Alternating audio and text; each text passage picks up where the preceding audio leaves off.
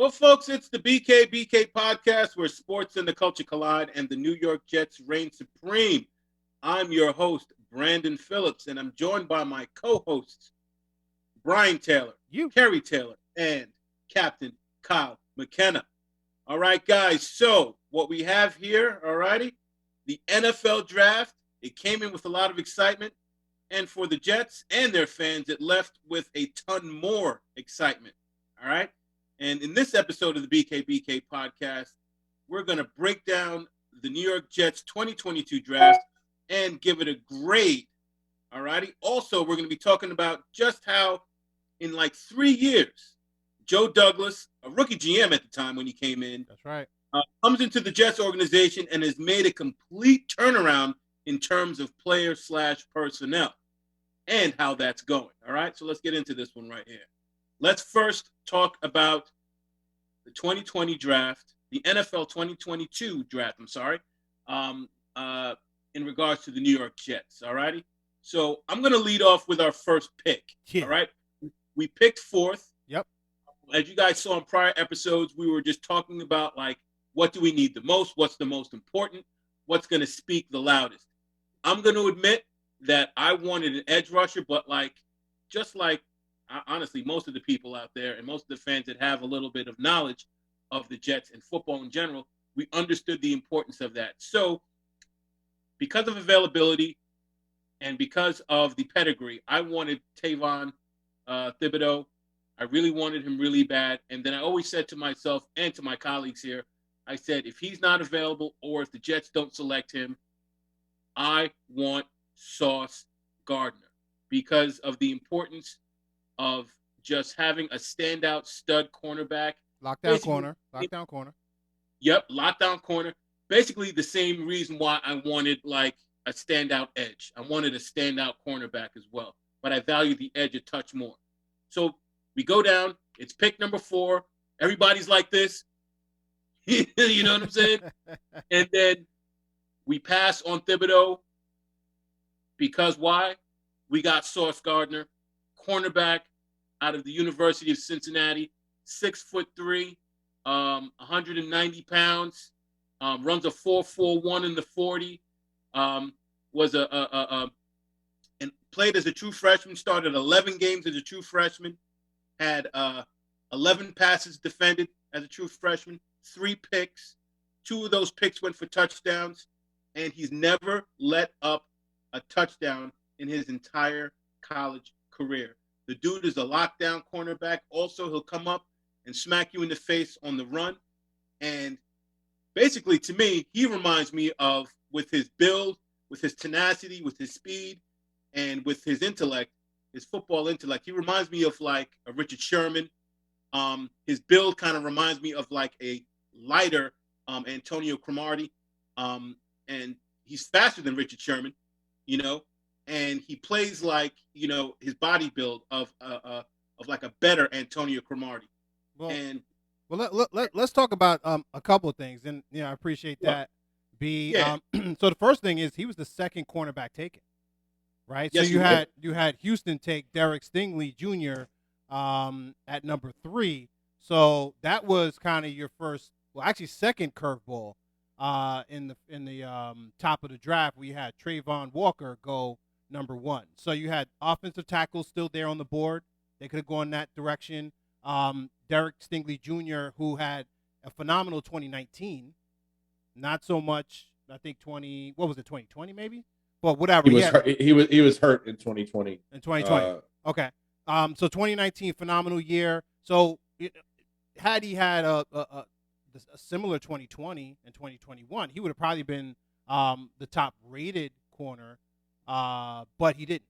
Right. So now that allowed for Sauce Gardner to come in, who arguably is the number 1 corner in the draft. And going back to our mock draft, we didn't select Sauce, right? As a consensus, we selected Kayvon Thibodeau, who actually went number 5, the next pick, to the Giants. So it's going to be interesting to see as far as their career projection ends up going. Kayvon at 5 versus Sauce at 4, because we had an opportunity to pick him. And we also had an opportunity at Ike Ekwonu, who went number 6, offensive tackle for NC State. It's gonna be interesting about that number 4 pick. Yeah, I'll tell you what. I was so relieved when Walker went first because I didn't want any temptation from the Jets. Me too. Whatsoever. So I was just like, all right, good luck to you. See you, dude. Peace. You know what I'm saying? I was chucking deuces at him. I didn't want to see him at all. Okay. And then also another person that I didn't want to see Stingley. All righty. Because he only really has enough game tape to satisfy me as a Jets fan and as someone who analyzes football that 1 year, his freshman year. And if you look at the freshman year that I just quoted in regards to Sauce Gardner, he was a freshman, true freshman starting, and he was named All-American Conference first team as a true freshman as well. Okay? So he was putting up stats on the boards as well and not letting up any touchdowns. So when we picked him with the 4th pick, without the temptation of Walker, without the potential temptation of Stingley, I was incredibly happy. And plus, also, I knew that this draft had a good supply of edge rushers / defensive ends. So I didn't get hung up on not selecting Thibodeau after we didn't select him. You know, I got past that like that. Okay? So that's my take on. What was it like, B? It was like what? It was like that. Boom. Wow. You know what I'm saying? Look at that thumb. Brandon, if I could just jump in there real quick on, it's we do so much looking ahead when we're predicting the draft. You know, we're looking in the crystal ball all the time. We don't know what's going to happen. We have an opportunity now to look back on what we thought, like you were saying, and what others thought. And I know that we're from like January until last week, we are all up in the mock drafts. We're looking at tape. We're doing all these things. And I like the fact that everything is kind of up to date now. Like you get like the pulse of the draft all the way up until the pick. But I also like looking at the draft guides that have to go to press by a certain time. Like my go-to is this Athlons one. And the funny thing about it is that people, they have to make their predictions and then they got to go to print. So when you look in this Athlons back at what people were saying in like January, February, before they went and published this, Derek Stingley is the number 1 corner and Sauce is number 2. So they kind of went back and forth. So if you're thinking war room wise, there's probably a lot of people that had either one of them as their 1 or 2. Despite what ESPN wants to tell us and, Heavy.com and Empire Sports Media and everybody else that will like fill our Google feed with predictions. But one thing to add on Derek Stingley Jr. is that apparently there was a one-on-one tape that got circulated from LSU that had Stingley going one-on-one with Jamar Chase and Justin Jefferson. And apparently it was extremely impressive. And these are the things that, maybe we weren't privy to before the draft that the Texans were. So whereas I was kind of like shaking my head on draft picks like Cole Strange for the Patriots and Derek Stingley for the Texans, it does make a little bit more sense now when you got a little bit more context. The other thing is that if we go back in our let me just step in just real quick because I love the point that you made, and I'm not going to debate that. But my only issue is that why don't we have a lot of game film on him or enough game film that would make us feel satisfied, or at least me feel satisfied? It's the injury. Because of the injury factor. Yeah.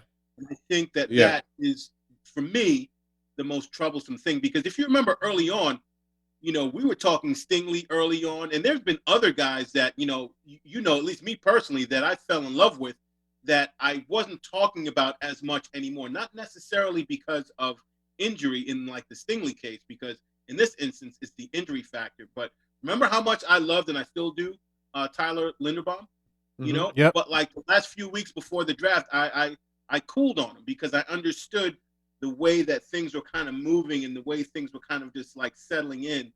And even though I wanted him, because I wanted him at 10, if you guys remember, but then I cooled on him the last few weeks through our texts, our internal texts, and conversation and Because dialogue. you wisened up and you started listening to us. Is Nah. that what it was? I think Be, it was. he's gonna be legit with the Ravens. No, So don't 100%, 100% Well, legit. I think if you audit back our text messages, you'll see two things. You'll see that you love Linderbaum. Hold on, you sound like the government. Don't do Well, that. Somebody say audit. If we look if we look backwards at the text, we'll see that the Brandon loved Linderbaum. I got to the point where my thoughts, just like last year with Vera Tucker, was that we needed to package picks and move back up into the first. So we predicted that 2 years in a row. We also all pretty much said on the text thread that if we drafted Sauce, none of us would be mad. And that's not really a ringing endorsement that we wanted a corner there, but we all thought the corner was good enough, right? That if we got him, it would. I mean, our defensive backfield is good right now. Yeah, maybe we have a little bit of a question mark at safety, but our corners are pretty deep now because our starter is a backup, and we have two new starters that are quality.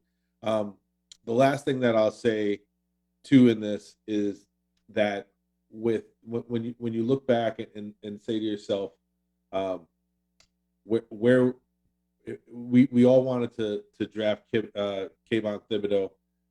I think that market cooled a little bit moving up to the draft, and I agree wholeheartely with Brandon that this was an edge heavy draft. So if you were going to focus on corner and that next pick that Brian's going to talk about, our second pick, it had to be done early. Yeah, Sauce was going to be gone by 10. Yeah, definitely. Let me chime in on that, the Sauce pick. So, my take on it in terms of comparing him to Stingley, in that our coaching staff is a San Francisco heavy coaching staff. Zone. Right? Zone. Right. And there's zone, right? So the thing about having a corner that can be versatile and has shown his versatility in playing both a corner scheme, a zone scheme and a man scheme, I think sheds light on why they were so high on Sauce Gardner. And I'm talking about the Jets. When you factor in a defensive back like Richard Sherman, I think that's pretty much who they want Sauce Gardner to embody. That type of player that has better ball skills, on the ball skills, can follow a defender, can follow a receiver across the field if necessary, if required, right? So I think that's pretty much why they were high on Sauce. And again, I want to reiterate, I didn't really want to pick a corner at 4. I wanted an edge rusher at 4. But again, I think because of the fact that we were in a predicament where we needed a player at every position,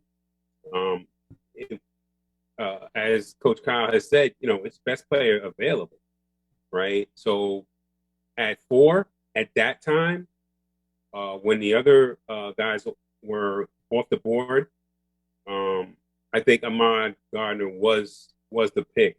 Now, when you factor in, we have a plus defender in Bryce Hall at the position already. We signed DJ Reed at the position. Good call out. And we have, excuse me? Say good call out. And we have depth because we had younger players that got experience and were put in there, like Brandon Echols and Guidry and Isaiah Dunn and Michael Carter II. Look, I think we significantly improved the cornerback room with the signing. And, I'm elated, honestly. Can I add one more thing to what Kerry said too? One more point, Colin, then we're going to move on to the 10th pick. Okay, yeah. So, Kerry, you very very intelligently bring up the whole zone scheme thing with Robert Saleh, and I think that you've talked a lot about it before, and it's a really good point, especially when you're talking about not having to have necessarily lockdown corners, but have good corners that can play zone. But I will give you this: you can play that zone on half the field and lock down the other half now. And if you guys got a chance to look at like extended versions of the Sauce Gardner tape, you'll see that he has at least 3 sacks in his career blitzing from the boundary. And that's something that you could do really nicely in Robert Saleh's defense as well. So I just want to throw that in there. Yeah. This is all about third down at the end of the day. Go ahead. All right. So, hey, listen. So, Brian, the 10th pick, the New York Jets, they selected your guy, Garrett Wilson. All right. So, the wide receiver out of Ohio State. Yep. So, Brian, you were a big fan of his. So, let everyone know why this was a great pick and for the fans and for the Jets and for yourself. Yeah. So, first of all, I would say in the mock draft, everybody went against me because I selected Garrett Wilson, but you folks selected Drake London, who went number 8 to the Atlanta Falcons. No, don't say that. Don't say you folks, because I did not want Drake London. Oh, okay. Who did you want? I did. Kerry, who did you want? I wanted either Garrett Wilson or Olave. Well, you didn't. You said Olave because it couldn't have been Garrett Wilson. Otherwise, we would have had a tie. And but yeah, so I don't think you said. I would have selected Drake London if he was there. I know you would. Not there anymore. Yeah, he's not even there anymore. He's done. Anyway, getting back to well, hold on, Garrett Brian, Wilson, who should have been the pick in the first place. What do you say? Well, hold on, Brian. Hold on. Like me and Kyle would have selected Drake, but don't infer that we didn't want Garrett Wilson. I'm not the inference, but he was there, and you didn't select him. How about that? I didn't take that. I didn't take that from the comments. Brian. Same thing. Like all of us would have selected Thibodeau, over Sauce. You know what I'm saying? If he were, if we were the GMs of the Jets. Yeah. You know what I'm saying? Yeah. But, we probably would have we're gone that route. incredibly happy.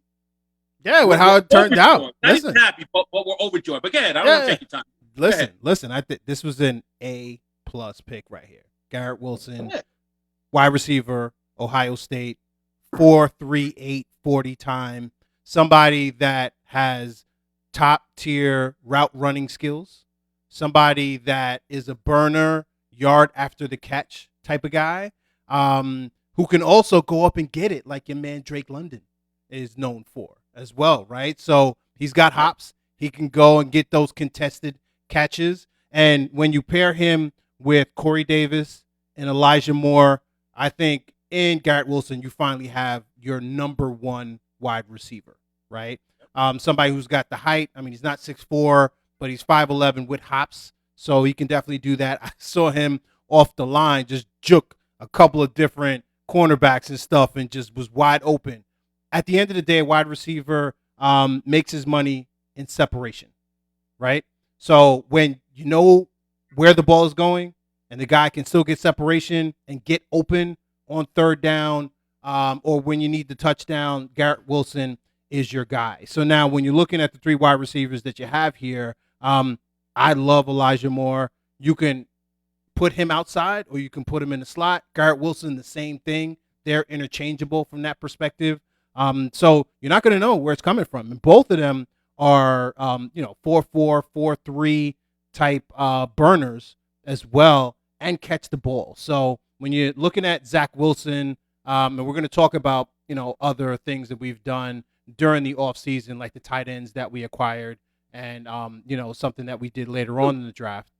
But Zach there's no reason he can't go out there and win, right? When you look at our wide receiving core, and I think Garrett Wilson was definitely the icing on the cake for that. So I'm happy, overjoyed with that at number 10. You know what, Brian? I totally agree with you. I'm going to tell you something about something else about Garrett Wilson that I really like. With the film that I watched, he attacks the ball. Some people wait for the ball to get to them and then they catch it and they catch really well. They'll even maybe make the one-handed grab or whatever. Yeah. But he attacks the ball. He catches all his balls away from his body. Hands. Hands catcher. Yeah. He's got hands. Yep. And he can run every route on the route tree. And also Why don't you set this kid up for like 2 screens a game or something like that? Yeah. He can get the ball and make plays in any position on that football field. So he is a mix of your Corey Davis. He is a mix of, say, Mims, who can get deep. He is a mix of Braxton Berrios that you can throw a bubble screen to and he'll take it to the house. So, yep. I just absolutely love it. The fact that he's, 5'11", 6 foot, but the hops that he has and the way that he attacks the ball, am I mad about, not getting Drake London from USC? No, I'm not mad at it. He just was my first pick wide receiver wise, but like I love the pick, bro. I love he's a more complete receiver than Drake London is. Yep. I think Drake London is more of a one-trick pony. I see Wilson as a comp to Odell Beckham. Now, Yeah. I'm not saying he is Odell Beckham. I'm just talking about what I see with regard to, like you said, the route running. His ability to get over the top. Yep. And high point the ball. And his hands are very good. He's a technician. Yep. And we don't have that on our squad right now. And what we wanted to do, I think what the Jets wanted to do was have complementary pieces, right? Pieces that could move inside and outside, that could, like you said, be involved in the screen game. That sort of could complement, the other receivers that we know will play on the outside. And I'm excited about the pick. I'm excited about the guy. And I'll talk more about some of these teammates that he has on his team.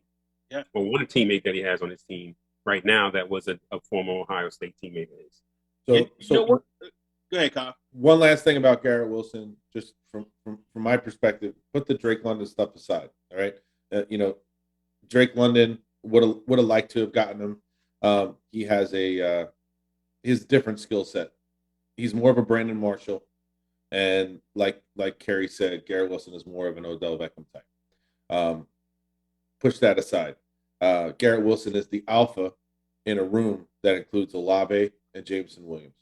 Yes. All right. Yes. So I am very pleased that out of that group of 3 receivers, and we saw what people did to value receivers in this draft, that at 10 we get the alpha dog in that room.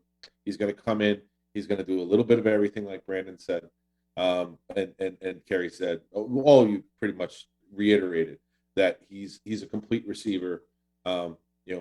Maybe he's even like a Chris Carter type. Not to go with the Ohio State thing, but I'm excited about that, and I think that pick had to be a receiver, no matter what, and we know that now that we've seen this draft from there. I love it, and think about this: if we did not have Garrett Wilson, and we're lined up on the field, and we decide to do a reverse, right? Or an ending round, what player is associated with that type of play that we have? Because I think we would have only had one player. That would be Braxton Berrios, right? So he's out on the Elijah, why not Elijah Moore? Well, you know what? He could do it, but we didn't see much of him doing that. It was mostly a Berrios thing. You know what I'm saying? Because Berrios was good, was great at it.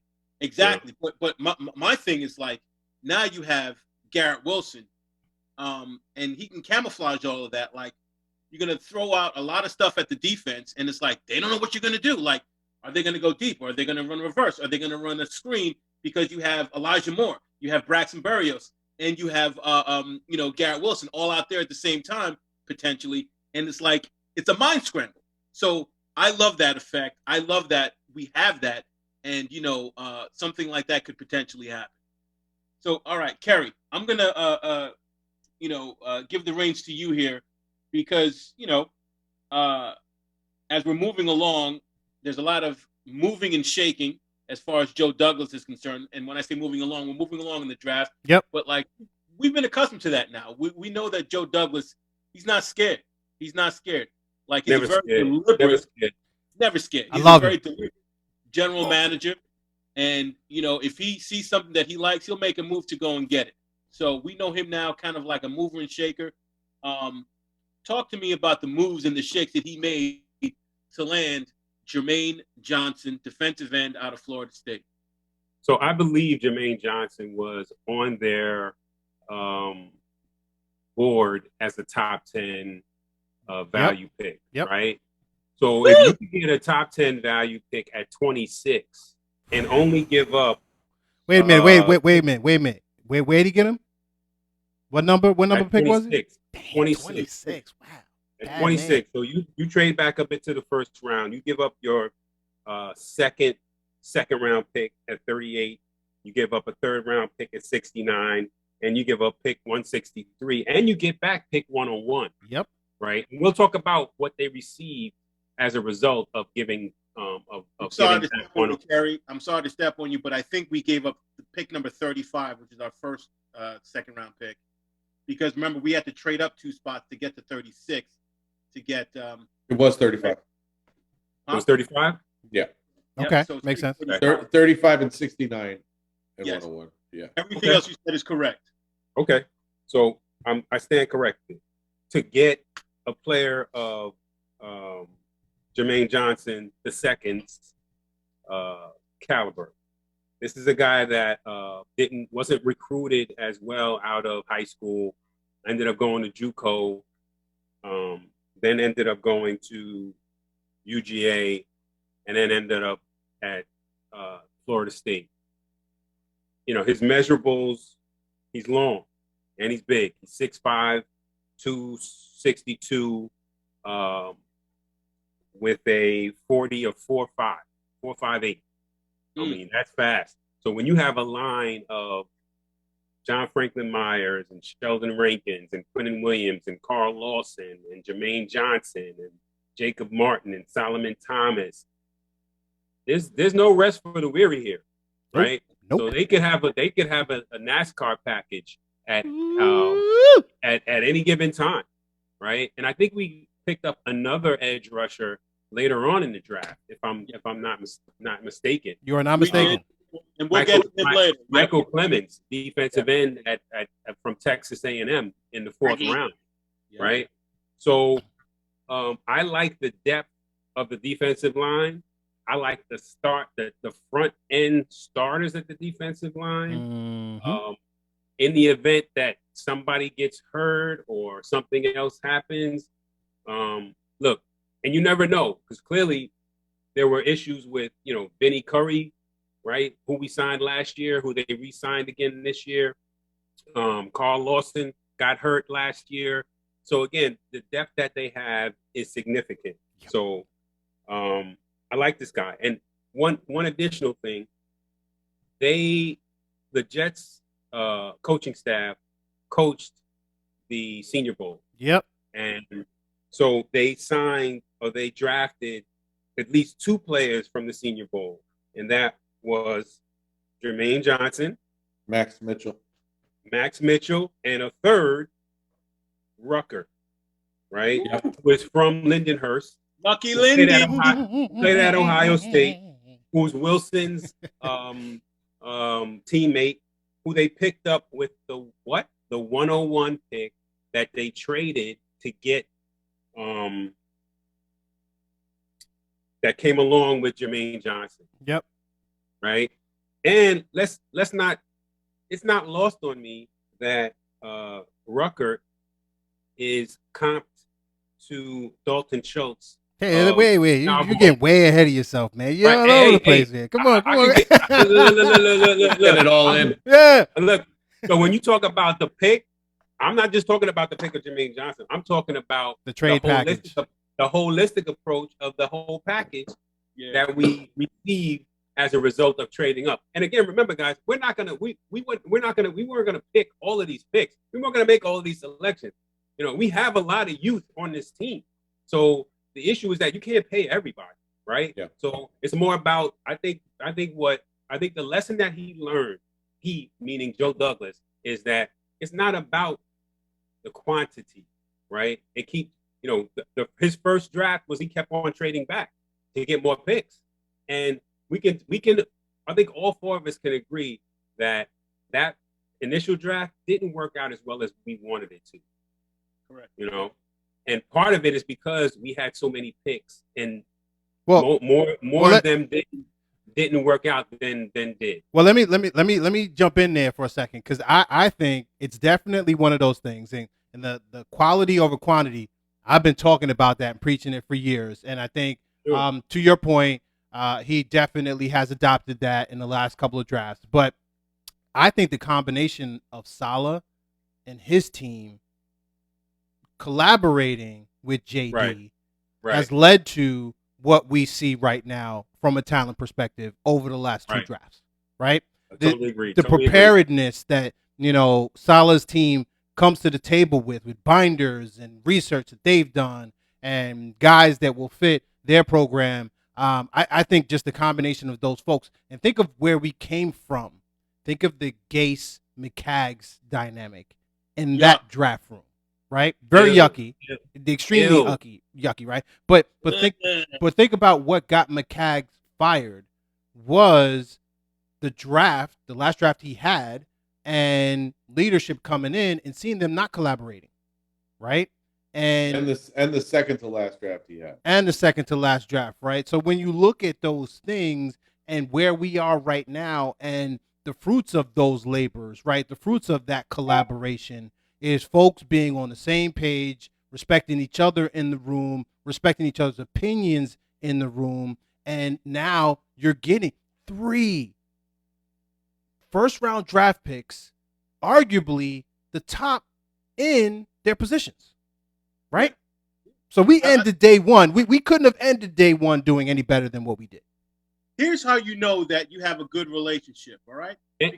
Before you continue, and the fourth pick was arguably the best tight end in the draft too.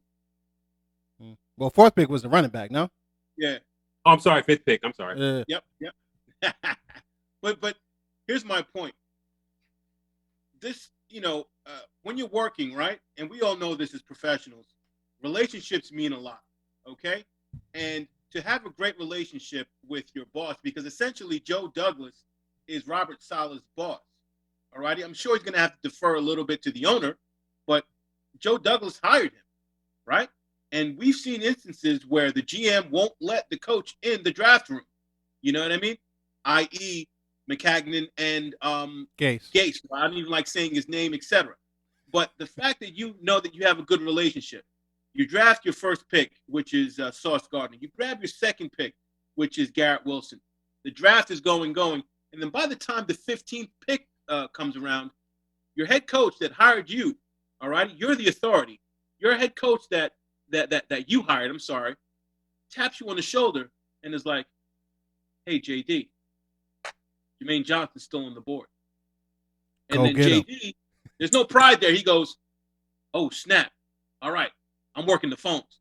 Man, it's Batman and Robin style, man. It's teammates. And look what we got out of them being great teammates. Absolutely. We got basically the number 2 or 3 ranked edge rusher. I'm going to just say 3 ranked edge rusher. All righty? And the 3 picks that we got in the first round, according to the Jets, fit on their board between the top 10 and 8 to 10 picks. Okay? So that is just phenomenal. Now, it gets better. Huh? It gets better. It gets better. And yes. Kyle, you're going to explain to us how the cherry on top makes things better right here. Mm-hmm. So just to segue right out of what you were saying, though, Brandon, when your house is in order and everybody's aligned and has the same mindset and game plan and is communicating, it means you're going to be poised to do things in the present like they did moving up to get Jermaine Johnson. So I think it can't be reiterated enough that a fully aligned culture in the front office with the coaching staff is what we're seeing the results of right now. Amen. So as a Jet fan, you got to be at least, pleasantly surprised, I guess, at the, at the fact that this is something that we haven't seen in a really long time.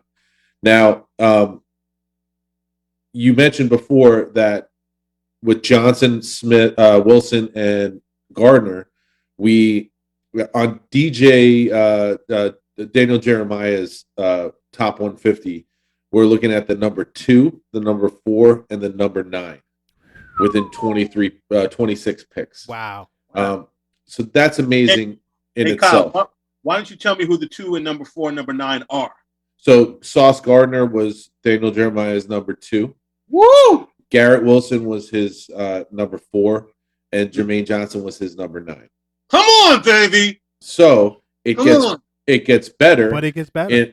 It gets better because at pick 36, we picked on our board, and this is from Joe Douglas post-draft interviews, the number 18 person on our board was Breece Hall. So when we select Breece Hall, now we arguably have the best receiver in the draft, the best corner in the draft, and now the best running back in the draft. I think it's a stretch to say that Jermaine Johnson was the best edge in the draft, but he was a really good edge in a sea of good edges. But Breece Hall was consensus number 1 back in the draft. Mm-hmm. He is one of the most productive backs coming out of college. He had almost 4,000 yards rushing career at Iowa State in 3 years, and he comps very well to Jonathan Taylor, who has been very successful for the Colts. And Brandon loves Jonathan Taylor. And yep. Yeah. In the chat. Let me tell you something. If I pick first or second in fantasy this year, you're in trouble. You know, that's the guy, huh? I'm not playing around. Okay. So, all right. So, but the beauty of it is that we picked a pretty good rookie running back last year. Yeah. So now we have this running back by committee where let's say that Breece Hall is going to be an 18 to 20 carries a game guy with Michael Carter getting the rest. That is making our running back room a stronger place. And I'm a big fan of Ty Johnson. And I like Tevin Coleman, but we want our starter to be a guy that you legitimately have to scheme for. Sure. And you have to worry about, or at least our running game to be something that you have to scheme for. So, fun fact about Breece Hall that you might not have known: he has hard running in his DNA.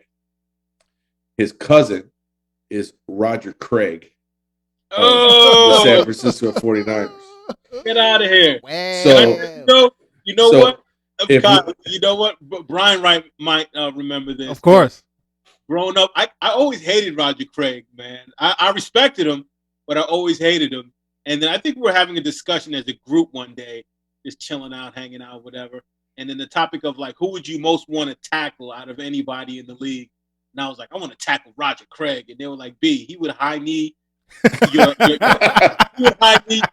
face mask into your neck, man. So you don't want to tackle Roger Craig. So, they were getting on me, and we had a lot of laughs as far as that's concerned. So I respect Roger Craig, but I guess because, I'm a Jets fan and whatever, I'm not really feeling you, Craig, but I highly respect you. Well, Roger Craig would have made a really good Muay Thai fighter. Yeah, he would have. Yeah, get you in the... Yeah, the clinch, and his guard is probably sick too. Yeah. So I would say that if you look at a pick like this and you say, maybe we didn't need a running back, but that's not the best way to draft. The best way to draft is to stack players, to get players in here that are going to be not only a great part of your skill set as an offense, defense, or special teams, but also a great part of your culture. And I think that in bringing a Breece Hall in here, you're getting top grades at all of that. Yeah. So and it's just to hop in there, I would say this. First of all, they tried to trade back into the first round again in order to get Breece, right? So think about how they valued him, that they were trying to get back into the first round in order to draft this guy. And one of the things in the stats that you didn't mention is that the kid scored 50 touchdowns. 50 touchdowns, rushing touchdowns. I didn't even touch on the receiving ones. I think he had a streak where Yeah. he scored a touchdown in like 20 straight games. Right. Yeah. So Okay. think about him, and he ran a 4.39. By the way, let's not let's not minimize that. As far At as the 220. speed at 220, right? Think about the speed that entails, but also somebody that gets you the tough yards that finds the end zone, right? So that's one of the things that we wanted, right? Somebody between the tackles that can complement Carter, but this is a guy who's a phenomenal, not like just a compliment, but he's a 3-down back that can come in and carry the load if necessary, but also in a timeshare when he's fresh, take it to the house and find the end zone. So, hey, Brian, one second, Kyle. So envision this. Think about this. At its optimal level, I think that, the Jets could have a running backfield or a backfield that rivals the Cleveland Browns. Think about Hunt. Think about Hunt and Chubb. Yeah. Anybody would take that. Yes. Anybody in the league would take that backfield. And look at what we have here. What does that do for Zach Wilson? Right? What does that do for Zach Wilson? Right? Oh, it builds them up. Right? It allows him to keep developing and become the non-Baker Mayfield.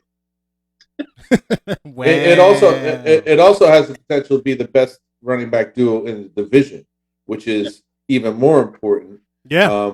When you have a lot of people that are trying to either rebuild or build around a thing, when it comes to the AFC East. But I forgot what I was going to say before. So no, it's all good. Go ahead, Gary. I love that point. Go ahead, Gary. To Brian's point, you mentioned Zach Wilson, and this draft is for Zach Wilson. This entire draft was for Zach Wilson. Mm-hmm. Whether you were drafting on the defensive side of the ball or you were drafting on the offensive side of the ball, because none of this matters if Zach Wilson doesn't perform up to what we believe his capability is. I love what you're saying, Gary. But you know what? What you do is you create an environment where he has no other choice but to succeed. You create a backfield that can control the ball when necessary. You create a receiving core that can go up and get and correct mistakes, right? You go up and get improve your defensive line, both from a rushing standpoint, from the outside and from the interior. You get a defensive backfield that can make plays, right? You sprinkle in senior leadership with significant speed, both on the perimeter and on the interior, and that's the recipe for placing a quarterback in a position that he has no other option but to succeed. Yeah, the thing I was thinking about before is something that Louis Riddick said during like the 72 hours he was broadcasting. It's a red zone league. It's a 2-minute league, and it's a third down league, and that's what it comes down to with NFL offenses and defenses. And if you look at all of our picks up to this point, it goes back to what Brian was saying about Breece Hall and the touchdowns, what Brian was saying about Garrett Wilson and the 50-50 balls and the high pointing, the edge rusher that can shut you down on third down, the corner that can shut you down on third down and get the contested ball. It's all about that stuff. And to put a bow on it, what Kerry's talking about with Zach Wilson having the tools in which to thrive in those situations. Just like like when you look at the elite quarterbacks, the thing that makes a quarterback elite is that they could do that with less than ideal pieces. Aaron Rodgers, Tom Brady, you've seen them time and time again do it with not having the greatest. So we hedge the bets. We put the tools in front of Zach Wilson, and we hope that he gets to that elite point that if one of those tools is taken out, he can still function at a high level. Yeah. So I'm gonna touch upon that in a second after we talk about the next pick. Just hold that there. All right. So let me just say one other thing to basically to amplify what Kyle is saying. We are in the AFC East, and I love the fact that we're staying true to our game plan, because we don't want to chase the Bills. I feel like Miami's chasing a little bit. Yeah. Okay. We're not running that type of offense. All righty. And we look to be doing a West Coast ball control zone type of offense, with the zone running scheme, with some trick plays here and there to kind of keep you off balance. And then the guys that we got on our defense is to basically create havoc for those types of offenses that we're going to be facing, your pass rushers and your lockdown cornerback. So the approach, I just absolutely love it. It's not like we're trying to chase the Buffalo Bills like air raid type of offense. Like our running backs right now are better than their running backs. Oh, absolutely. Hands down. Yeah. Our running backs are better than the Miami Dolphins running back. Hands down. You know what I'm saying? And our running backs are better than the New England Patriots running back. And watch out, New England. You might come in last place. I know I'm projecting a little bit ahead. And, it's always safe to do that in the offseason. But I just really like the way and the direction that the Jets are going in. And speaking of liking the direction that the Jets are going in, I'm sure the Ruckert family likes the direction that the Jets are going in. You saw his pops? You saw his pops? Yeah. Like, ah! Fired up, crying and everything. I loved all of it. He could have given me more tears too. I love it. So Jeremy Ruckert, I believe he was like the 9th highest rated player when he was being recruited in the entire country. He played out of Lindenhurst High School. That's the town that I live in. I didn't grow up in it, but it's still on Long Island. I'm a Baldwin Bruin at heart. Look at that, 100 years of Baldwin Bruins football. But I'm also a Lindy Bulldog because my family, we live here. And this goes to show you how old I am. My daughter was in the same graduating class as Jeremy Ruckert out of Lindenhurst High School. They ran in separate circles, but she knows of him. Basically all of Lindenhurst knows of him because he was a great, great football player. He played tight end. He also played, I believe, either end or defensive or like outside linebacker on defense. He went to Ohio State, and he was like the 3rd option or 4th option at Ohio State and didn't enter the transfer portal. He's a loyal dude. He stayed there, and look at what it's done for him. He's a hometown fan of the Jets. He's from Lindenhurst, Long Island. And you see like little pictures of him as a kid in Jets helmet, uniform, T-shirt, and all that. And if you watch the segment of him getting drafted and his family just erupting and everything, and also when the Jets were down there coaching at the Senior Bowl, rumor has it that Jeremy Ruckert walked up to the coaching staff, and I believe it was not even his coaching staff; it was Joe Douglas or Saleh. I don't remember. When he walks up to him and is like, "Hey, I'm a Jets fan, right? Like I grew up being a Jets fan, right? Like I my whole life, right? You know that, right? You know that, right?"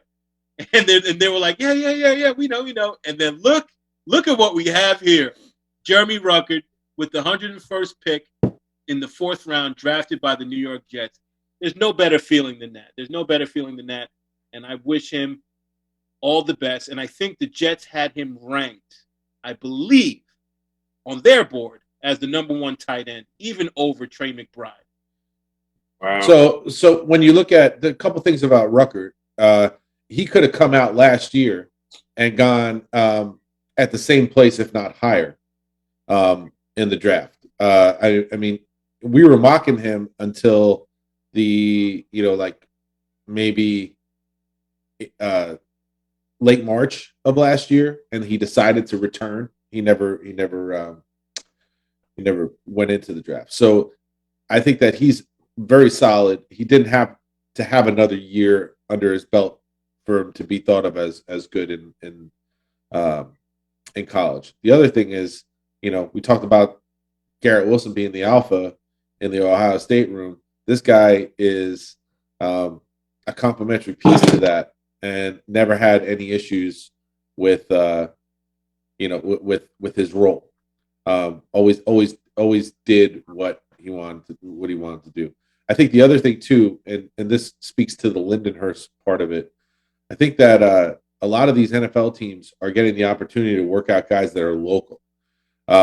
And if you look at some of the picks that have happened, like a Carolina Panthers picking people from the Carolina area, so some other teams doing, like maybe small colleges in that area. It says a lot about the local scouting and their ability to see more of people in this new style of pre-draft run-up. So that wasn't lost on me. I love it. And look at the quarterback from Notre Dame. He's from Sayville, Long Island. You know what I mean? Jack Cohn, yeah. Jack Cohn. He's from the island too. And as a matter of fact, my son goes to a private school out in Sayville. So, I'm very familiar with that area. My thing is like, as we were growing up, I just felt like a lot of colleges and universities kind of avoided the Long Island area, and we have a great crop of players. And I think that's why, like in my rank, I've always loved Notre Dame. Number 2 for me was Michigan. But number 3, I've always liked Wisconsin, because Wisconsin was one of the few big-time teams that would come out to the island and would recruit players from Long Island. So I respected them, and then I grew to have an affinity for them as well. We had Silas Pratt from Hempstead went to Wisconsin. Yeah. Coming out of Nassau Community. Yeah. You had running back. Yeah. I forget his name. Running back. Was he from Port Washington? Or I forget. There was another. We're talking about Scotty Graham went to Ohio State. Yeah, there was a running back that went to Wisconsin as well, and I forget his name. Yeah, I think the thing with high level Division I, Power 5 and Group of 5 schools in this day and age, they'll come anywhere where they know there's a vetted recruit. And I've seen the same thing with New York City. It's like once the person's name appears on the lists, or everybody is recruiting them, then everybody comes. So you'll see Jim Harbaugh taking a trip to Brooklyn to try to get a recruit, or Urban Meyer back when he was at Ohio State. But we got to remember too, we had Dorian Fisher at Baldwin High School while we were in or around that program, and that's an SEC school. Coming up to Baldwin and scholarshiping a running back. Now, the dude was 6'1", 250 pounds. And I almost had to do an Oklahoma drill with him before somebody thought better of that. I think it might have been Coach Carroll Sr. We're in the drill, and I'm in 9th grade, and I'm at camp because I got brought up to JV. So you guys weren't there, and it's like, we're a freshman football team. That's where we are. Yeah. The line just works out so that I'm the last one on the line, and Dorian Fisher's the first one, and he's got his Donzi thigh pads, the ones that I wore when I was a senior, and he's got these. I mean, he was 250 pounds. He might as well have been 270 the way he looked. Yeah. And Rich Carroll was like, no. Yeah, he saved your life that day. Ray Feldman, you come up and you get in the front of the line. So just to give you guys perspective on Dorian Fisher, he was on my Bowling Bombers team, and I'm 5 years older than you guys. well, I mean, Dorian is 3 years older than us. Yeah. No, I'm not talking about for age. I'm not talking about for age. I'm talking for about weight. Size. Oh yeah. Yeah. All right. So just to get us a little back on track here, but I would say this. So there's a couple things that I love about this pick, and I think that overall, what JD was able to do in 2 words, depth chart. Yeah. Right. Depth chart. So, and this particular pick really speaks to that, because in free agency you got CJ Uzomah, you got Tyler Conklin, who perceivably are going to be your 1 and 2 tight ends. What do you bring in? Jeremy Ruckert, who's a 3rd tight end, right? At the end of the day, why would you do that? You do that because he's a blocker, right? Yep. That guy can block, so he's gonna see the field because he can block. Also, when you look at the future, from a depth chart perspective, one of these guys goes down. I think Uzomah had an injury last year. Conklin maybe missed some time as well.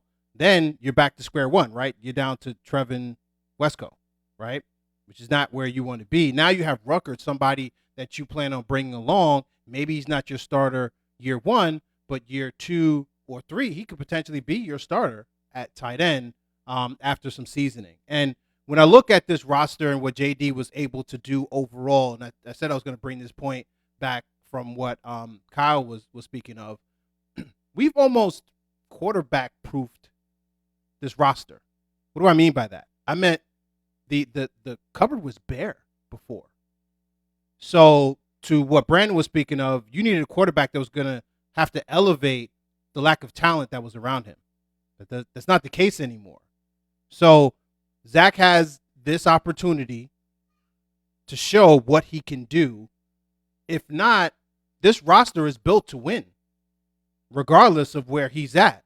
So if we need to reload next year, which there was a lack of quarterbacks in the draft this year, that's not the case next year, right? There are a lot of quarterbacks that are going to go top of the draft next year. And if we need to go up and get somebody, we still have all of our draft picks. It's not like we mortgaged the future in order to put together the draft that we just had. So we have a roster that's full of talent up and down, right? We're going to continue to build around that. In free agency, the waiver wire, we kind of spoke to what JD's been able to do with the waiver wire as well. Put together the offensive line that he's been able to put together.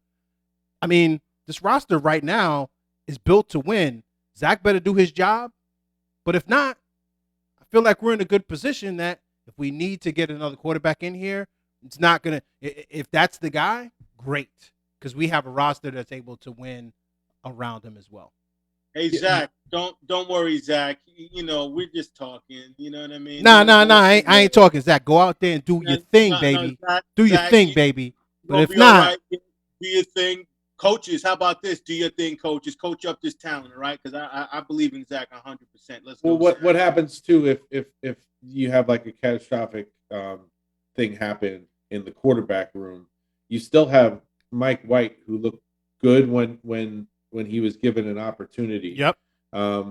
Against Cincinnati, and then who was one of the best teams in the league, one of the best defenses in the league, and then you have Flacco, who is like a calming presence and can come in and win a football game. So I think to what Brian's saying too, you know, if your goal is to be similar to a Rex Ryan thought process, where you're going to run the ball, you're going to play action, you're going to take some deep shots, and you're going to play defense, then, you know, it's uniquely set up for that. Even if it's a Shanahan vibe, you know, with the way that the 49ers do things. And you know, you say to yourself, you know, Jimmy Garoppolo goes down and the Mullins kid comes in and their offense is able to operate.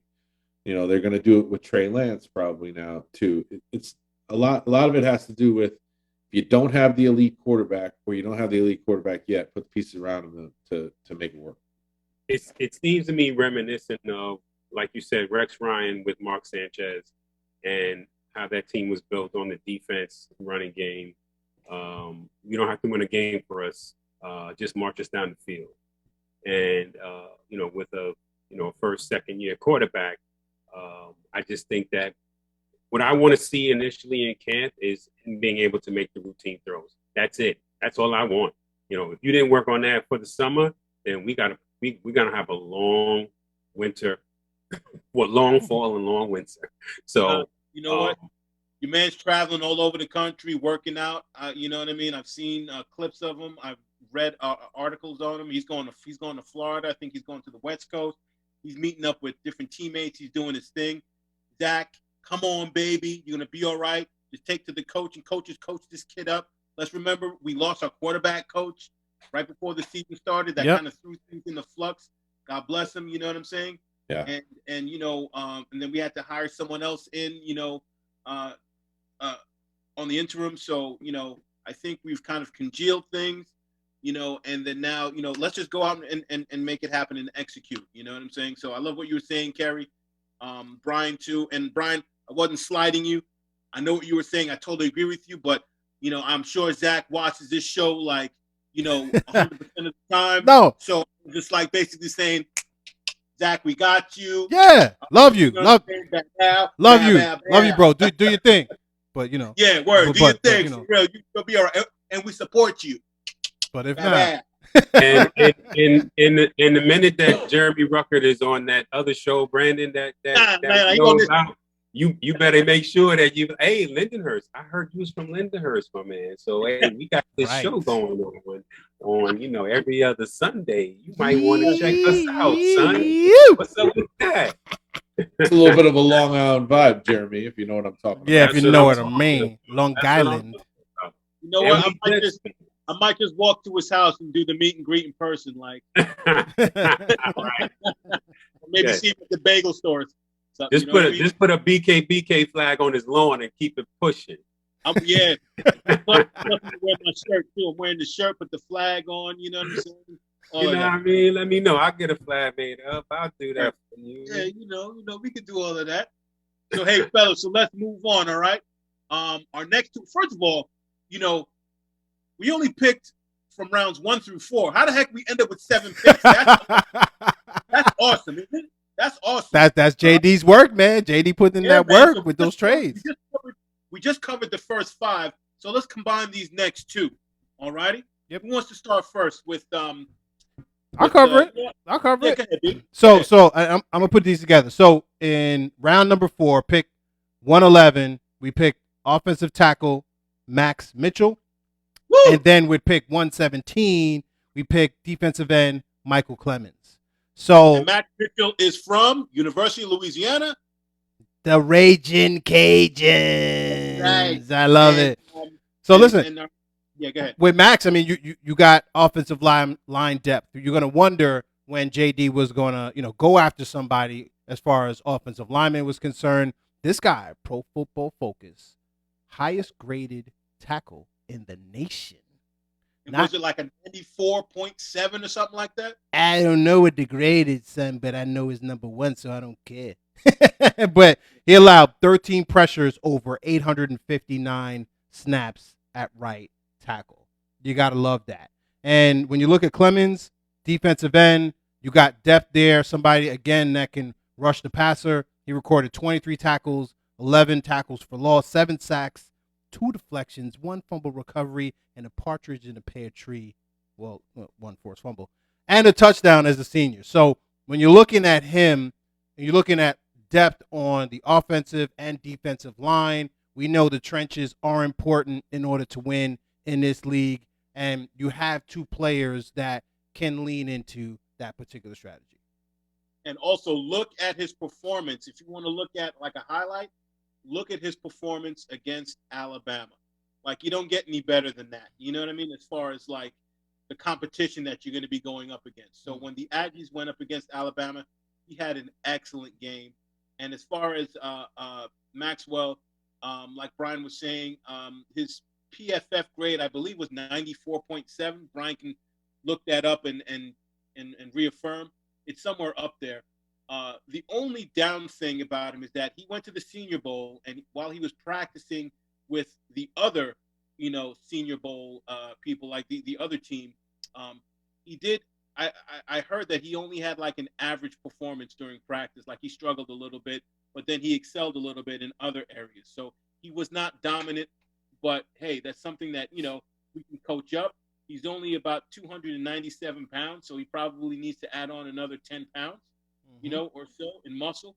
And he's also versatile. So he's an offensive tackle, but he's athletic, so he can also play guard as well and move up and down the line. I'd say the only position that's a no is center.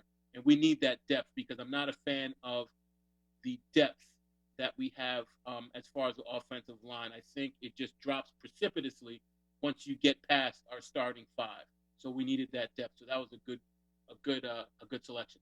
I think that Michael Clemens, if looking at his body type, he's more of a 5 technique, like a 3-4 D end. And so if this whole idea that we keep hearing about Jonathan Franklin Myers being an end and then kicked in to the 3 technique for passing situation downs to bring in like a Jermaine Johnson and a Carl Lawson on the outside with Franklin Myers and Williams, I think that Clemens might wind up being that backup to Franklin Myers, where he works on the outside and on the inside too, because I mean he's just a little tad bit smaller than Nate Shepard, who is a full-time D tackle. So I wouldn't be surprised if Clemens is a situational D tackle along with a situational pass rusher. You know, more so than a 3-down D end. What's your opinion, Kerry?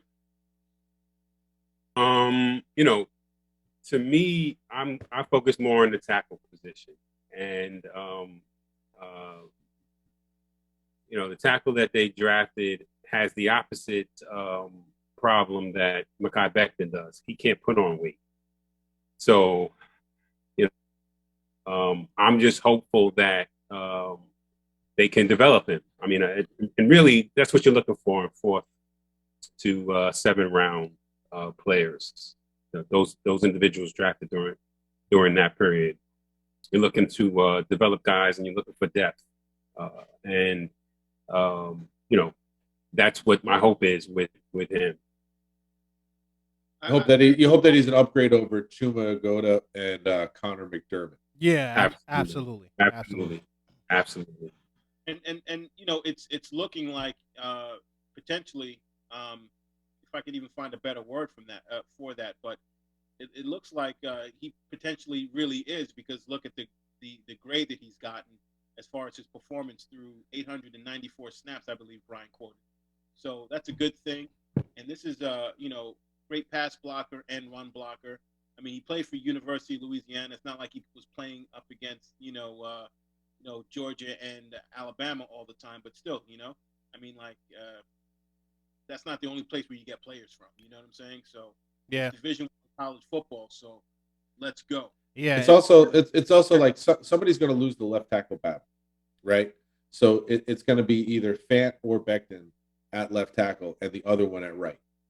So what you're really looking at is who is your developmental right tackle? Yeah. Because if something went wrong with the starting left tackle, the starting right tackle would probably move over to left.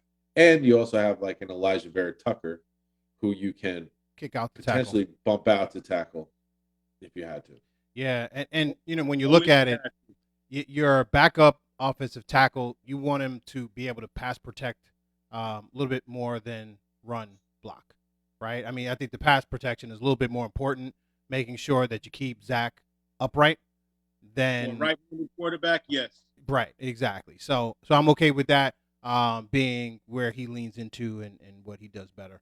Let's go. The other thing to note is that we now, as of the Helbig signing from the waiver wire pickup from the Eagles. Yep. We now have 3 people on our offensive line that have like snapped the ball in the NFL in McGovern, Helbig, and Feeney. So you have depth at the center position right now that we didn't have before the draft. Like when we were talking about Tyler Linderbaum and how good of a pick that could be. We actually have 3 guys right now that could step in and play center, which is not an option that everybody has. And don't forget now. Go ahead. I also feel like Joe Douglas is going to pilfer one of these other teams at camp or when camp starts, or for a tackle. Sort of how they picked up Morgan Moses last year. I think that's potentially going to happen, especially with all of the tackles that were drafted in the 1st and 2nd round of this draft. Money is going to be an issue in terms of cutting these players, and we're going to take advantage. We're going to hop on the opportunity. And you know what, Kerry? Speaking of Joe Douglas, let's move into this this next segment, and I'm calling it the Joe Douglas effect. All righty, he is totally, just think back just 3 years ago. He has totally changed the personnel of this New York Jets football team. It looks completely different. A couple guys have stayed around, but I mean, gee whiz, like it's completely different, and you just feel so much better about the direction that it's going. And I'm calling it the Joe Douglas effect. So, Kerry, if you can start off talking about what you've seen Joe Douglas do And I'm sure what you're going to say is basically all positives. No, I'm not. Oh, What I'm going to say is this. What I'm going to say is this. Prior to the draft that occurred last month, I think all of us had some trepidation about the performance of Joe Douglas. And I think consistently around the league, there was some type of, the fans and the pundits felt some type of way about his first draft and felt good about his second draft. But, his first draft, who are we talking about? We're talking about Ashton Davis. We're talking about Mekhi Becton. We're talking about Mims. We're talking about the running back out of Florida. We're talking about the defensive end out of Florida. The defensive end. So the opinions have significantly changed as a result of this draft because of the potential that these players have. Right. So if what happens is these guys that we drafted in 2022 turn out to be a draft of 2019, we're going to have a different opinion. So we're really just talking about the potential of what went on. Now, I think I really feel like the 2021 draft was phenomenal. And I feel like the 2022 draft will end up being phenomenal as well. But I don't think the book is written totally on him. I have significant confidence in our general manager, but I think that we'd be remiss in not mentioning how the opinions changed as soon as this draft was over. That's a fair point, Kerry. I'm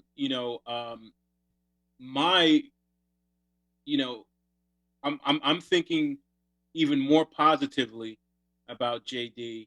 And before you continue, let's keep in mind that it really hinges on Zach Wilson. It does, right, from last year's draft. So if Zach Wilson hits, if he hits on Zach Wilson, none of this matters. That's an excellent point, and I thoroughly agree with you in that regard. And I'm going to add on by saying, let's just remember, though, his first when he first got here, most GMs don't come in, after the draft. Like right after the draft, he came in and he was thrown to the fire. So rather than being able to develop a plan for himself, he had to fix stuff first before he got to implement his own plan. So he basically had to wait a year, and he had to do his best to fix things, player personnel-wise, financially, etc., which could have held him back a little bit in his first draft. But like you were saying, we've seen him get progressively better. The 2020 draft, which is his first one, which wasn't that great. The 2021, which was better than solid. And then this 2022 draft, which to me is the best draft since the 2000 draft. And he made it happen more. So I'd say this is the best draft on paper because we have to see. You can't evaluate a draft until after these players have stepped on the field. You got to give it 3 years, probably 2 to 3 years. But as it is on paper right now, it's probably the best draft the Jets have ever done. But it's just on paper. We'll see what happens 2 to 3 years from now. But I would say that the Joe Douglas effect has been much more positive than negative. As a matter of fact, if you're the owner right now and you had the opportunity to renew this gentleman's contract, would you do so? No. You would not renew Joe Douglas' contract? Not yet. First of all, he has a 6-year contract. That's crazy. Get out of here. No. Right. First of all, he has a 6-year contract. Let's calm down. I gave you a what if. I gave you a what if. Well, the what if includes all the factors, right? It doesn't include the contract he's currently on.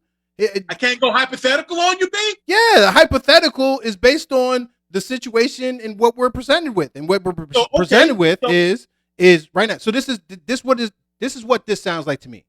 The Sam Darnold conversation we had when you and Kyle were talking about, hey, let's be smart, let's outsmart ourselves, and let's extend Darnold before the season starts, right? Let's pay him all this money, and let's go, right? Because this, who are you gonna pay? Blah blah blah. And it's like, all right, let's do it.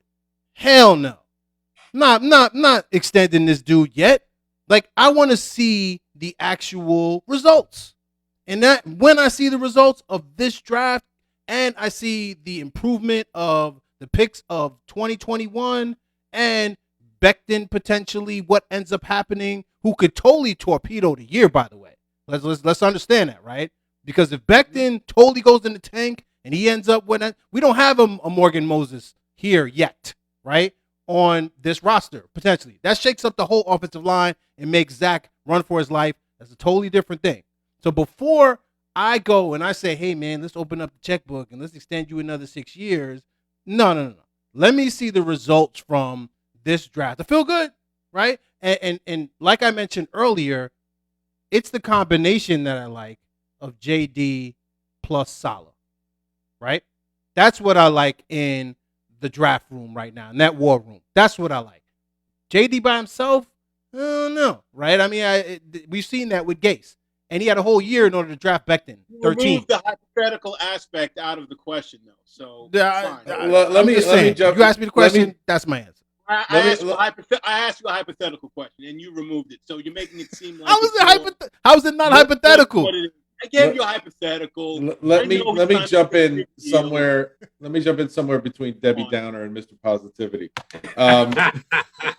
Yeah, be quiet. Who's who? Look, I'll give you this. I'll give you this. He's Debbie with the middle name of Karen. Joe Douglas would never extend a player if he had a 6-year contract. So I don't think Joe Douglas is expecting. Right, he's not going to extend himself right now. Right. So well, I'll just put it there for a second. But I texted you guys. I heard Torrey Smith on the NFL Network on Good Morning Football refer to Joe Douglas as one of the best GMs in the game. And when I heard that, I was like, holy crap. Somebody just referred to our GM as one of the best GMs in the game. Like, maybe you got to go back to Tannenbaum to have some sort of like even close to feeling about and I don't that. think he ever got that label. Yeah. So I mean, and Tannenbaum eventually got fired too. So but I think that the thing that to keep in mind here is that there's different aspects to where a quarterback is elite, and there's different aspects to where a GM is elite. An elite GM is going to be practical where they need to, and they're going to deal in hope. And I think that the new marker for where that hope lands is the 5-year option. So, whereas when we were having this discussion about Sam Darnold, we were rolling into like the first year of the rule, like the rookie salary scale with the 5th-year option, and like what that meant. And I think we all know a little bit more about what that means now in the economy of the NFL. So when you look at the Mike Mayock days in the Raiders, when you have all of your draft picks, none of them have signed a 5th-year option. That's an absolute fail in dealing in hope. You can't say that Mike Mayock was an absolute fail when it dealt with building a roster, because the Raiders were a playoff team in this past year, even losing their coach in the middle of the year. So when you look at those two things, I think that that the scouting and the practical things that Joe Douglas does with the waiver wire and his ability to work the phones and everything like that, he's on that. He's trending towards elite in that regard. Towards what an Ozzie Newsome has done. Now, we won't know whether he is an elite drafter until we get to the 5th-year options for that draft class a year ago and for this draft class right now. But people are high on this for good reason. You don't hear anybody saying that the Jets swung and missed with this draft. True. And just to go back to what Brian is saying, he's calling me and Kerry out, I think, or was it me and you? No, it was you and Kyle. It- It was you and Kyle. Yeah. Listen, I'll admit when I was wrong. I mean, there's nothing that I love more than listening to the NFL Network and Carolina Panthers fans calling up, arguing whether Sam Darnold should be given one more year. I'm like, I'm glad that we're not having that conversation. Oh boy. Hey, man, I'm glad too. You know what I'm saying? So Brian, He's are you been glad- designated the starter. So Brian, are you glad that we didn't get the guy that you were riding high for in Kirk Cousins? Listen, I mean, if we had Kirk Are Cousins, we going listen, back there? right? I mean, Brandon, and my answer is Brandon. My answer is this is why off camera when I said to Coach Kyle, hater. I'm not hating. Hey, listen, you're mentioning things a decade ago. Really? And listen, really? Kirk Cousins right now. If we had Kirk Cousins as our quarterback, I'd feel pretty good. I'd feel pretty good if Kurt was in there. I'm not mad at Kurt and the career he's had. Kurt's not winning any games. That's the wrong argument. And we've lost and we've won even less games. So come on. We still don't have a quarterback. We're still searching. He's still their starter. Well, what I'm saying is Kirk Cousins doesn't deserve to be the highest paid player in the entire NFL. He no longer is. Kirk Cousins a subject matter of this discussion. Right. This is why our podcast go 80 minutes. Because you know what? You know why? Because off camera, this guy Brian calls himself the guru. I am. Thank you for joining us on the BKBK podcast. I'm on camera. Sports and the culture. Oh my God. Right. Come on, man. Just trying to start this. Go to the closed read right now. Right. I think we're done. Yeah. All right. So anyway, so let's move on. All right, we talked a lot about the draft. We talked about the Joe Douglas effect. Very quickly, guys, I'm going to start off with Kyle McKenna. Let's do our draft grades. Grade the New York Jets draft. A+. Why?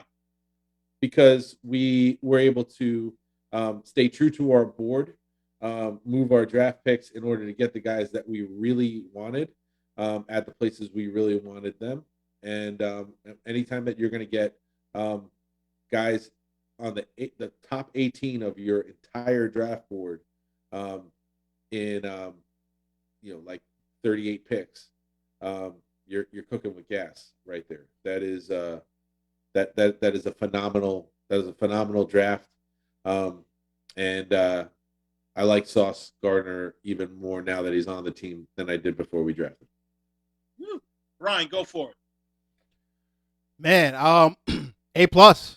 I'm gonna give the guy an A+. We basically got 4 first-round draft picks.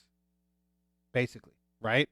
3 legit because they were drafted in the first round, and Breece Hall, who should have been a first-rounder, we drafted on the top of the second round. Looking at that, the depth that we have, that he has created, the talent that he's been able to put there on the team, and again, going back to what we said earlier, at least 3 people that are arguably the top at their positions that we drafted, and Jermaine Johnson, who may end up being the top pass rusher in this draft, but at least top 3 as far as ranked pass rushers in the draft. I mean, adding Ruckert, who's the throw-in that could potentially be your long-term answer at tight end, and additional depth on both lines. I loved it. A+. Gary Taylor, go for it. I would give them a solid A. Right? And the reason I wouldn't give them an A+ is because I'm still looking for that linebacker depth that we need to round out this defense. Right? So instead of Michael Clemens at 117, I'm looking at somebody else. And I don't honestly, I can't tell you I have who the somebody else is. But I think Christian Harris was available. Actually, no, that's not true. No. What about Brandon Smith from Penn State? Was he available at 117? I don't think so. Are you going best player available at that point? I don't think that I think that the Michael Clemens pick, linebacker available. The Michael Clemens pick might turn out to be the highest quality pick in this draft based on where the value. Where it was drafted. It is I think it is a like a boomer bust pick, and but it has tremendous upside. So I hear what you're saying, but I have been hearing also a lot that there is some free agent possibilities or trade possibilities, and we know that trading is much more of a thing right now in the NFL than it has been in the last few years to get a linebacker. So that's my only retort to what you're saying. But I give them a solid A. Got it. All right, B. What say you? Me, I'd say an A plus, borderline A plus plus. To me, on paper, this is the best draft in New York Jets history. Of course, we have to see it roll out. You know what I'm saying, and see and look at it within the, the next 3 years. But the fact that the Jets got, on their draft board, their top 18 picks, basically they got 4 first rounders, more than half of their picks are first round draft picks. We only picked 7 people. 4 of them are first round type of draft picks. And to have our first 3 within the top 9 or 10 of the Jets board, their ranking board is phenomenal. And then you have Breece Hall ranked at number 18 on the Jets draft board, and we get him at 36 is fantastic. And also the Jets had Jeremy Ruckert ranked as their number 1 tight end out of all the tight ends in the draft as well, and we got him with the 101st pick in the 3rd round. So that is fantastic. And then we get the highest rated offensive lineman according to PFF in the 4th round. And then we get Michael Clemens, defensive end / edge out of Texas A&M, who has a lot more upside, like what Kyle was articulating, than many people even know of. So, and we got 7 draft picks without having to go all the way to the 7th round. We got them all up until the 4th round. That is fantastic. So we're not missing out on anything, and all we're getting is high value. So it's an A plus. The New York Jets draft for 2022 was an A plus. So that's what we have to say to all you folks out there, all you fans that watch the BKBK podcast. We thank you. Another episode is just around the corner. So we want you to be able to keep bringing you the latest news and viewpoints of where sports and the culture collide, and the New York Jets reign supreme. So keep watching. You can also find us outside of Facebook, which is where we're airing right now, but you can find us on YouTube. Just type in the BKBK podcast. Make sure you click the like and the subscribe button. You can find us on Instagram, on Twitter at BKBK podcast. And also, you can find us on Podomatic.com. All right, if you're driving in the car, what have you, just go to Podomatic.com, look up BKBK podcast, and you can drive and listen to us, entertain you as well, especially when, like, it's Brian and Kerry versus me, and I destroy them. Or, I try to outcoach Kyle McKenna and still kind of lose that one, but then I always come up with something, so who knows? Fake news. Yeah. Oh, man. And one last shout out before we go. Just want to shout out 100 years of Baldwin football. You see it right there in the hat. 100 years of Baldwin football. All righty. Just congratulations to Baldwin Bruins on Long Island. Much love and respect. All right. We all came up through that system, and much love and respect. So, 100 years of all of that. Also, Brandon, one of my faculty alma maters, Brooklyn Tech, also celebrating their 100th year of football this year as well. All right. Congratulations to Brooklyn Tech. A teammate of mine from Hofstra, Hervé Damas, actually. He played for Brooklyn Tech, and he played for the Bills for a little while. And he's in the Brooklyn Tech Football Hall of Fame. He is, right. Which I just got onto the board for the selection on that. And the first eligible players that I had are coming in this year. So anybody from Brooklyn Tech alumni watching this, I know, Kerry, you have a few friends. Nominate James Gales Jr. for Brooklyn Tech Football Hall of Fame, one of the best football players in New York City in 2012, and went on to play corner at Princeton for 4 years. Oh, nice. Congratulations to them. Yeah. And before Hervé came to Hofstra and was a teammate of mine, he was at Lehigh. Remember Lehigh? We stole their what is it, that up at camp We stole their band's cannon and had to give it back. Yeah. We had to give it back. Allegedly. Yeah, right. And allegedly, wasn't that Mike Soffarelli that did that, or allegedly? Yeah, allegedly. Yeah. I hope the statute of limitations is up on that right there. Right. Hey, right. now you just incriminated my man over here. He's got security clearance too, I think. Yeah, well, not anymore. All right, guys, that's it. Let's go Jets. Let's go Baldwin Bruins, and let's go Team BKBK. And you know what? Let's go Brooklyn Tech. That's right. All right. Great show, fellas. Roll Tech. Sign us out of here, B.